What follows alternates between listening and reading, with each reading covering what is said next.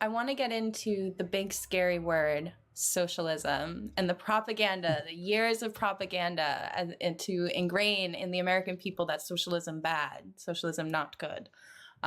So could you guys please elaborate on what socialism really is, and how it benefits the people, and how like it differs from capitalism?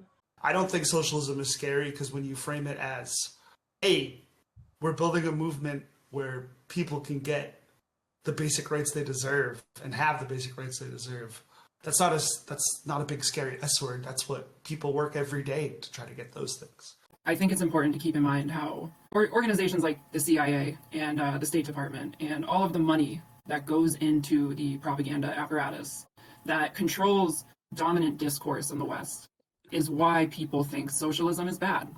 If you look at the history and you kind of put up what actually happened next to the reality, like, for example, like in the Soviet Union, obviously Americans were fed a lot of propaganda. Was everything perfect? No, certainly not. But nothing is perfect here either. And supposedly we have the superior system. However, if you look at the Soviet Union, they went from a semi-feudal monarchy, constitutional monarchy, to a world power in an incredibly small amount of time. And they brought so many people out of poverty. They gave people access to education. They improved civilian infrastructure in a scale not seen before on this planet.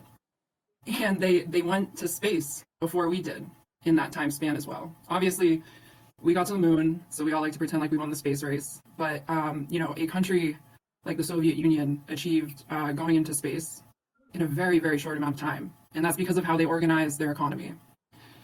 There are things in historical, socialist examples that I think, people need to think about, and we can take those examples and try to apply it to our own local conditions.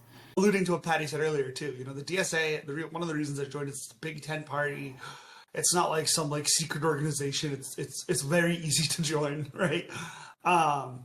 And Patty and others would joke with me in the chapter, like, "Oh, you've never read theory," and that was true. I had never read theory until I joined the chapter.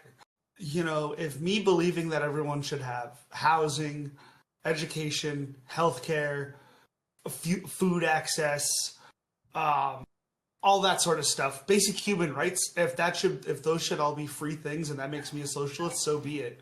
And that's how I kind of, when you frame it like that, people want all of those things. The working class, the majority of Americans, which is the working class, want all of those things. And so socialism is the thing that can provide all of those things.